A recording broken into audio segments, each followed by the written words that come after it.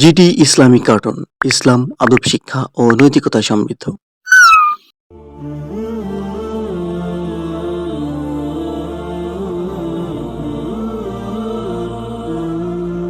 ইস, কি সুন্দর জামাগুলো! আমি যদি এ থেকে একটি জামা কিনতে পারতাম। কোথায় গেলে ইয়ামিন? আসছি দাদি।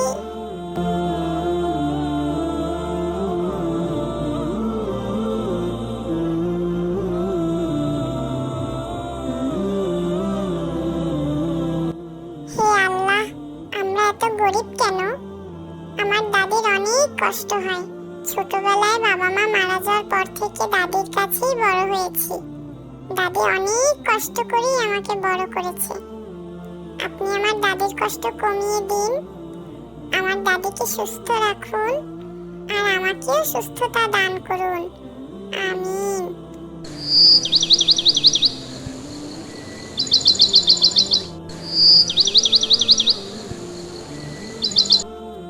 ইয়ামিন, ইয়ামিন, আসছি দাদি। আমি যাচ্ছি সুপারিগুলো বিক্রি করতে। ইফতারির আগে ফিরতে হবে তো।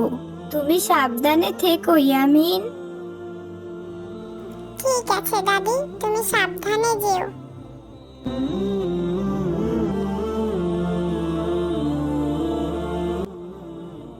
হে আল্লাহ, আমার তিনটে ইচ্ছে। এক, কবরে আমার মা বাবাকে ভালো রাখেন। দুই, আমি যেন ফজরের সালাতের জন্য ঠিক সময় উঠতে পারি। তিন, আমার দাদুকে ভালো রাখবেন। আমিন।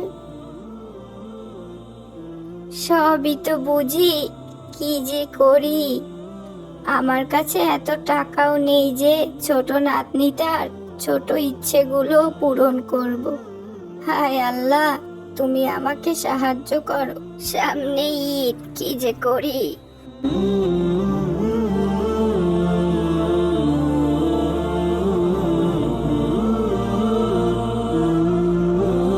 আজকে নাতনিটার জন্য দেখি একটা ছোটখাটো খেলনা কিছু কিনে নিয়ে যেতে পারি কিনা।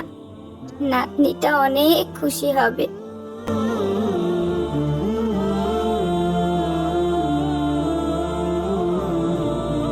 ইয়ামিন, ইয়ামিন, কোথায় গেলে? আসসালামু আলাইকুম দাদি, আমাকে ডাকছো? ওয়ালাইকুম আসসালাম। দেখো তো এই খেলনাটা তোমার পছন্দ হয়েছে কিনা। মাশাআল্লাহ, কি সুন্দর! তোমার পছন্দ হয়েছে? খুব। তোমাকে অনেক অনেক ধন্যবাদ দাদি, এটি আমার কাছে সবথেকে পছন্দের একটি খেলনা। আজ আমি অনেক খুশি। এর থেকে বেশি কিছু দেওয়ার সামর্থ্য আমার নেই রে। বাড়িতে কেউ আছেন? আসসালামু আলাইকুম। ওয়ালাইকুম আসসালাম। আমাকে কি একটু সাহায্য করবেন? কিছু খাবার থাকলে আমাকে একটু দেবেন দয়া করে, আমি খুব ক্ষুধার্ত। অবশ্যই, তুমি একটু অপেক্ষা করো, আমি আসছি। দাদি, দেখো ছেলেটার জামাটা কত ছেঁড়া। আমার তো আরো এই জামাটি ছাড়াও একটি নতুন জামা রয়েছে। আমি কি আমার নতুন জামাটা ছেলেটাকে দিতে পারি?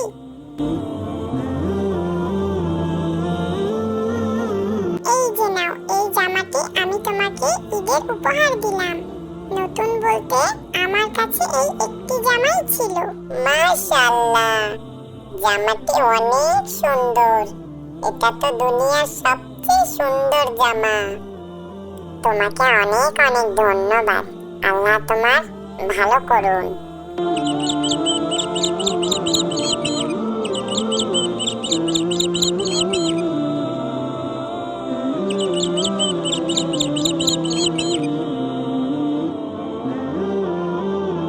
আসসালামু আসসালামু আলাইকুম, বাড়িতে কেউ আছেন? ওয়ালাইকুম আসসালাম। কাকে চাই? এটা আপনাদের জন্য দাদি। আমরা একটি ইসলামিক ফাউন্ডেশন থেকে এসেছি। তোমাকে অনেক অনেক ধন্যবাদ। এসো ইয়ামিন, দেখি তো কি কি দিয়েছে। মাশাআল্লাহ, কি সুন্দর। আমি আপনাকে অনেক ভালোবাসি আল্লাহ। আলহামদুলিল্লাহ, সত্যি আপনি অন্তর্যামী আল্লাহ। আপনাকে অনেক অনেক ধন্যবাদ আল্লাহ। আপনি আবারও প্রমাণ করে দিলেন আল্লাহ, আমরা আপনার জন্য যাই খরচ করি না কেন আপনি তার দ্বিগুণ আমাদেরকে ফেরত দেন। আলহামদুলিল্লাহ, ঈদে এটি আমাদের সব থেকে বড় পাওয়া।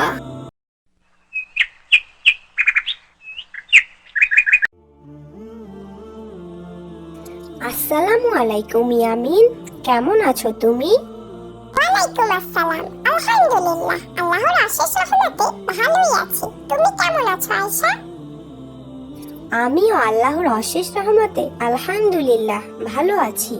তা আর কিছুদিন পরেই তো পবিত্র ঈদুল আজহা, তা কেনাকাটা কি কিছু করেছো? আপাতত আমি এবছর কিছু কেনার চিন্তা ভাবনা করছি না আয়েশা। তা তোমার কি ঈদের শপিং শেষ? আমি অনেক কিছুই কিনেছি জানো, জামা, জুতা, কসমেটিক্স, আরো কত কি। আরো অনেক কিছু বাকিও আছে। তা তুমি এবার কিছু নেবে না কেন ইয়ামিন? তোমার বাবা তো একজন অত্যন্ত ধনী ব্যক্তি, তাহলে নিবে না কেন? তাহলে তো বেশ ভালোই, তোমার ঈদ তো এবার বেশ ভালোই কাটবে। তা ঠিক বলেছ, কিন্তু তুমি তো এখনো কিছুই নাওনি। তোমার ঈদ তো ভালো কাটবে না। শোনো আয়েশা, তোমাকে কিছু কথা বলছি, কিছু মনে করো না জানো। আল্লাহ আমাকে যখন যে অবস্থায় রাখুক না কেন তাতেই আমি আলহামদুলিল্লাহ। কারণ আমরা যদি চিন্তা করে দেখি আমাদের পেয়ারে নবী হযরত মুহাম্মদ সাল্লাল্লাহু আলাইহি ওয়াসাল্লাম এবং আরো কত শত সাহাবী রাসূল যাদের কত অর্থ সম্পদ থাকা সত্ত্বেও তারা কখনোই বিলাসবহুল জীবনযাপন করেননি।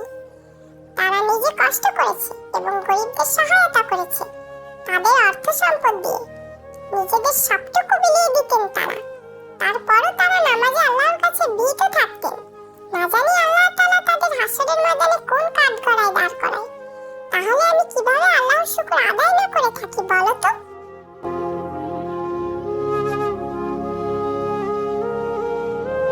ইয়া আল্লাহ, তুমি ছোট হয়ে কত সুন্দর জ্ঞানের কথা বললে। আমি তোমার থেকে বড় হয়েও এত কিছু আমার মাথায় আসেনি কখনো। আসলে আমরা যা পাই তা নিয়েও আমরা সন্তুষ্ট নই। আমরা যদি আমাদের নবী করিম সাল্লাল্লাহু আলাইহি সাল্লাম এবং আরো রাসূল সাহাবীদের কথা চিন্তা করি, তাহলে আমাদের নিজেদের অবস্থা নিয়ে আমরা হাজার গুণ শুকরিয়া আদায় করতাম। কিন্তু আফসোস, শয়তান আমাদের এতই ধোঁকা এবং মোহের মধ্যে রেখেছে যে এসব চিন্তা আমাদের মাথায় আসে না। আমাদের থেকে কতই না জানি খারাপ অবস্থায় আছে মানুষ, কিন্তু আমরা নিজেদেরকে নিয়ে আফসোস করি যে আমাদের এর থেকে আরো ভালো কিছু হওয়ার ছিল। দেখো আয়েশা, বেশি দূরের কথা চিন্তা না করে আমরা সাধারণত ফিলিস্তিনিদের দিকে তাকালেই অনেক কিছুই দেখতে পাবো। তারা সামান্য খাবারের জন্য দিনরাত কতই না কষ্ট করছে, কতই না তাদের কষ্ট, কতই না তাদের আহাজারি। সামান্য তাদের ইফতার সেহরিই জুটছে না, আর তো ঈদের শপিং। সামান্য তাদের জীবন পার করতেই কত কষ্ট, তবুও তারা আল্লাহর উপর সন্তুষ্ট, শুকরিয়া আদায় করছে, আল্লাহর ইবাদত করছে কত সুন্দরভাবে। আর আমরা ঈদের ভিড়ে আল্লাহর ইবাদত করতে ভুলেই গিয়েছি। আমি আমার বাবার কাছে চাইবো আমার ঈদের শপিং এর বাজেটটা এবং আমার বাবার যাকাতের সম্পূর্ণ টাকার অংশটাই যেন ফিলিস্তিনিদের ডোনেট করা হয়। আশা করছি সে আমার কথা রাখবে।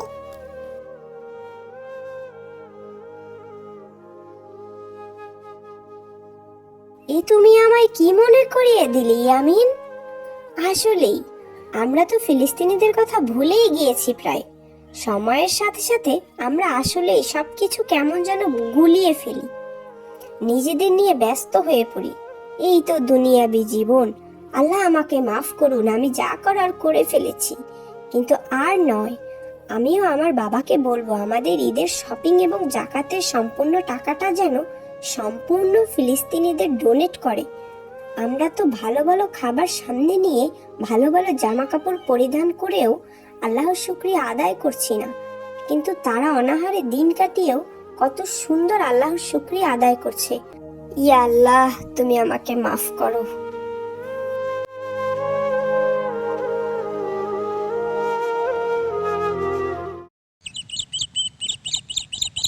আসসালামু আলাইকুম বাবা, ভিতরে আসবো? ওয়ালাইকুম আসসালাম ইয়ামিন, অবশ্যই এসো। মনোযোগ দিয়ে তুমি এত কি ভাবছো বাবা, জানতে পারি? কি আর ভাববো বলো বাবা, তুমি তো জানোই ফিলিস্তিনিদের অবস্থা, তাদেরকে নিয়েই ভাবছি। হ্যাঁ বাবা, কি আর করব আমরা, আল্লাহর কাছে দোয়া করা ছাড়া আমাদের হাতে যে আর কিছুই নেই। যাই হোক, তুমি কেন এসেছো বাবা, বলো। আসলে তোমার সাথে একটি বিষয়ে পরামর্শ করতে এসেছিলাম। আমি চাইছিলাম এবার আমার ঈদের শপিং এর টাকা এবং তোমার জাকাতের সম্পূর্ণ টাকাটা ফিলিস্তিনিদের ডোনেট করতে। মাশাআল্লাহ মাশাআল্লাহ, আলহামদুলিল্লাহ। তোমার মাথায় যে এত সুন্দর একটি বুদ্ধি আসবে তা আমি চিন্তাও করিনি। তুমি আমাকে অনেকটাই শান্তি দিলে বাবা। আমি চিন্তা করছিলাম আমি তাদের জন্য কি করতে পারি। আসলে কি দোয়া করা ছাড়া আমার আর কিছু করার আছে? তুমি আমার উপায় বের করে দিলে বাবা, তুমি আমার উপায় বের করে দিলে। তোমাকে অনেক অনেক ধন্যবাদ, আর আল্লাহর কাছে অনেক অনেক শুকরিয়া তোমার মতো একটি সন্তান আমাকে দান করার জন্য। বাবা, আমরা আরো একটি কাজ করতে পারি। আমাদের কাছে যত বন্ধু বান্ধব প্রিয় মানুষ আছে তাদের কাছে বলতে পারি তারাও যেন তাদের জাকাতের টাকাটা ফিলিস্তিনিদের ডোনেট করে। হ্যাঁ অবশ্যই বাবা, তুমি ঠিকই বলেছো। আমার অনেক কাছের বন্ধু বান্ধব আছে যারা আমাকে এই কাজে অবশ্যই সহযোগিতা করবে। তাহলে আর দেরি কেন, চলো এক্ষুনি বেরিয়ে পড়ি।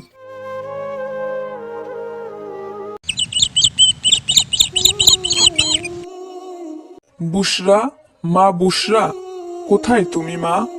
তোমার জন্য একটা খুশির খবর আছে। আসসালামু আলাইকুম আব্বু। খুশির খবর? কিসের খুশির খবর আব্বু? ওয়ালাইকুম আসসালাম। মা বুশরা, তুমি কি জানো আমাদের অফিস থেকে আগামী মাসের 2 তারিখ পবিত্র ঈদুল আজহার ছুটি উপলক্ষে কক্সবাজার ঘুরতে নিয়ে যাবে। তুমি চাইলে আমরা সেখানে যেতে পারি মা। আসলে আব্বু, আমরা তো গত মাসেই কক্সবাজার থেকে ঘুরে আসলাম, অযথা টাকা খরচ করার দরকার নেই আব্বু। মা বুশরা, আমি আরো তোমার জন্যই যেতে চেয়েছিলাম, যে তুমি অনেক খুশি হবে। আর তুমি এই বলছো? না আব্বু, তুমি ভুল বুঝছো আমাকে। আমি অনেক খুশি হয়েছি, কিন্তু সামনেই তো আমার ফাইনাল এক্সাম, তাই আর কি যেতে চাইছিলাম না। আচ্ছা মা, তুমি মনোযোগ দিয়ে পড়াশোনা করো। আমরা তোমার এক্সামের পর আবার ঘুরতে যাব, কেমন? কেউ চায় আর কেউ চাইলেও পায় না। আল্লাহ পাক যাকে দেয় তাকে অনেক কিছুই দেয়, আর যাকে দেয় না তাকে কিছুই দেয় না। আমাকেও দেখো, আজ আমার বাবা মা বেঁচে থাকলে আমারও তো কত শখ আল্লাহ তারা পূরণ করতেন। ঘুরতে যাওয়া তো দূরের কথা, দুবেলা ঠিক মতো খেতেই কষ্ট হয়ে যায়। ঈদে সবাই কত আনন্দ করবে, কত মার্কেট করবে, কিন্তু দেখো আমার কি কপাল। খাদিজা, ওখানে দাঁড়িয়ে কি দেখছিস? এদিকে আয় তো, একটু কাজ করে দে তো। এই তো আসছি আপামনি।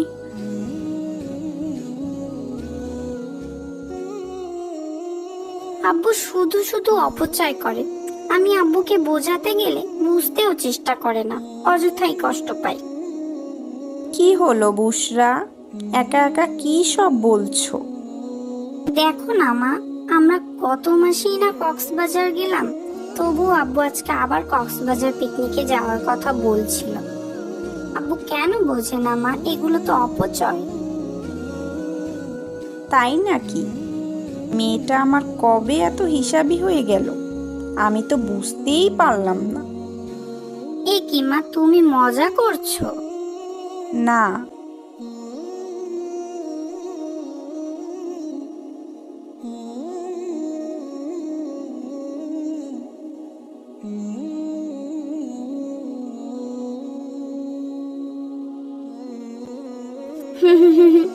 ঠিকই বলেছ।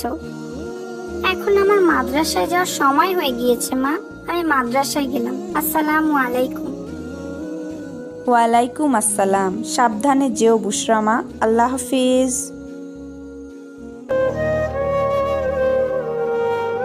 বুশরা আপু মাদ্রাসায় গিয়েছে। এখন আমি বুশরা আপুর খেলনাগুলো দিয়ে একটু খেলতে পারবো। কি মজা। খাদিজা, বাসায় মেহমান আসবে, কিন্তু আমার চিনি ফুরিয়ে গিয়েছে। এখন দোকানে কে যাবে বলতো? কি বিপদ হলো এখন। আপামনি, সামনেই তো দোকান, আমি গিয়ে নিয়ে আসি। তুই আনতে পারবি তো? হ্যাঁ আপামনি, আপনি চিন্তা করেন না, আমি ঠিকঠাক মতোই আনতে পারবো। আচ্ছা, এই নে 100 টাকা। 50 টাকার চিনি আনবি আর 50 টাকা ফেরত আনবি, কেমন? ঠিক আছে আপামনি।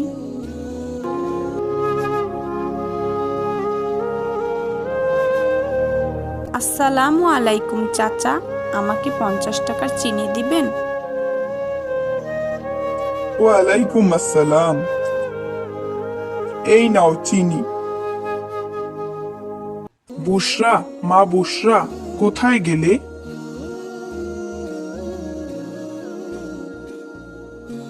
আসসালামু আলাইকুম আব্বু। কি হয়েছে আব্বু, আমাকে ডাকছো? ওয়ালাইকুম আসসালাম।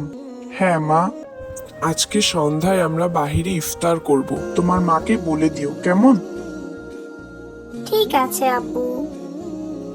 ইস, আজ যদি আমার আব্বু আম্মু বেঁচে থাকতেন, তাহলে আমিও তাদের সাথে আজ বাহিরে খেতে যেতে পারতাম। কতই না মজা হতো। বুশরাপুর মতো ঈদে নতুন জামা নিতে পারতাম, আর যদি আমার বাবা মা বেঁচে থাকতো। এই খাদিজা, রেডি হয়ে নে, যা। কেন আপামনি? আমি কি কোনো ভুল করছি আপামনি? আমাকে আপনি মাফ করে দেন আপামনি। আপনারা ছাড়া আমার তো কেউ নাই। আপনাদের এখানে থাকলে তাও আমি দুবেলা দুমুঠো খেতে পারি, খেলা করতে পারি। আপনারা আমাকে কত ভালোবাসেন। আজ থেকে না হয় একবেলা খাবার কমই দিয়েন, তাও আমাকে এমন শাস্তি দিয়েন না আপামনি। আরে পাগলি মেয়ে, তুই কেন ভুল করবি? ভুল তো আমরাই করি। তোকে রেখে আমরা কত দূর দূর যাই। কি বলেন আপামনি? এসব আমার অভ্যাস আছে। আগে যেখানে কাজ করতাম না, তারা তো আমাকে ঠিকমতো খেতেই দিত না। সেখানে আপনারা আমার কত যত্ন করেন। হয়েছে, এখন রেডি হয়ে চল আমাদের সাথে। বাহিরে ইফতার করব, আর ঈদের জন্য তোকে আর বুশরাকে সুন্দর দেখে দুটি জামা কিনে দিব। কি বলছেন আপামনি? আমগো মতো এতিমের আবার ঈদ। ঠিকই বলছি। তুই যখন একা একা বিড়বিড় করে বলছিলি যে তোর বাবা মা বেঁচে থাকলে তোরও কত শখ পূরণ করত, তখন আমি শুনে ফেলেছিলাম।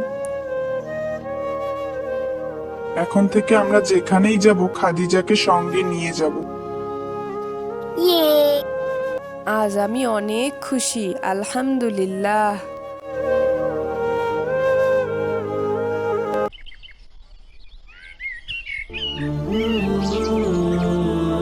ইয়ামিনের বাবা ও ইয়ামিন বাজারে গেছে রমজানের জন্য কিছু খেজুর, ছোলা, মুড়ি, চিনি কিনতে। আসসালামু আলাইকুম ভাই। ওয়ালাইকুম আসসালাম। তা ভাই কি লাগবে বলেন? খেজুর কত করে বিক্রি হচ্ছে ভাই? খেজুর খেজুর মাত্র 500 টাকা কেজি।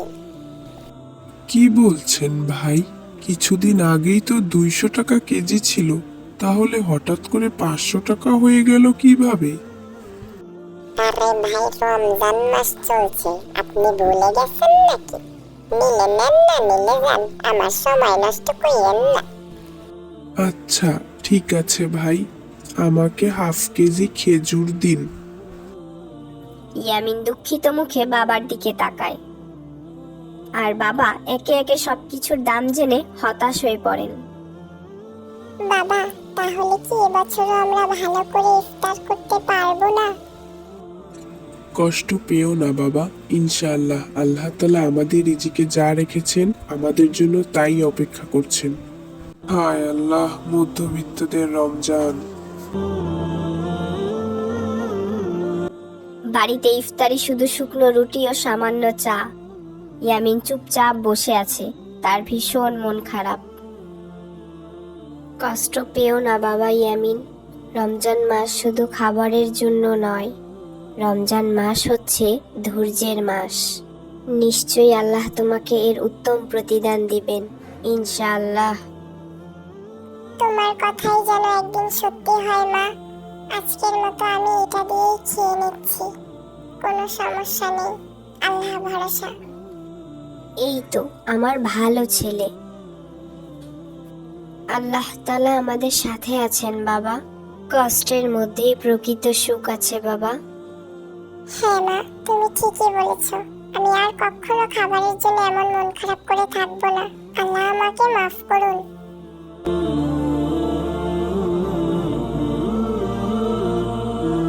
রাতে সেহেরিতে কিছুই নেই, শুধু পানি খেয়ে ইয়ামিনের বাবা ও মা রোজা রাখলো। ইয়ামিনের বাবা আড়ালে দাঁড়িয়ে চোখের জল ফেলতে লাগলেন। হায় আল্লাহ, এই মধ্যবিত্তদের কষ্ট তুমি ছাড়া কেউই বুঝবে না। পরের দিন মিজান চাচা ইয়ামিনের বাবাকে বাজারে ভীষণ চিন্তিত দেখে এগিয়ে আসলেন। আসসালামু আলাইকুম ইয়ামিনের বাবা, কেমন আছো তুমি? তোমাকে দেখে বেশ চিন্তিতই মনে হচ্ছে, কি হয়েছে খুলে বলো তো আমায়। ইয়ামিনের বাবা সংকোচ নিয়ে রমজানের অভাবের কথা তাকে বললেন। এই ব্যাপার, তুমি চিন্তা করো না ইয়ামিনের বাবা, নিশ্চয়ই রমজানে কারো অভাব থাকা উচিত নয়। তুমি বাড়ি ফিরে যাও নিশ্চিন্তে। আল্লাহ আমাকে যতটুকু সামর্থ্য দিয়েছেন তা দিয়ে দেখি যদি কিছু করতে পারি তোমার জন্য। তিনি তাদের জন্য ইফতার ও সেহেরির জন্য পর্যাপ্ত পরিমাণ খাবার তাদের বাড়ি পাঠিয়ে দিল।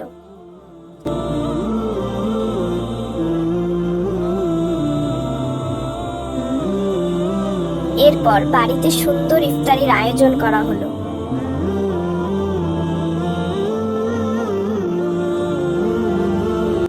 ইয়ামিন খুশি হয়ে বলে উঠল, বাবা, আল্লাহ ঠিকই দয়ালু, আল্লাহ সবার মনের আশা পূরণ করেন। ইয়ামিনের বাবা কেঁদে ফেললেন।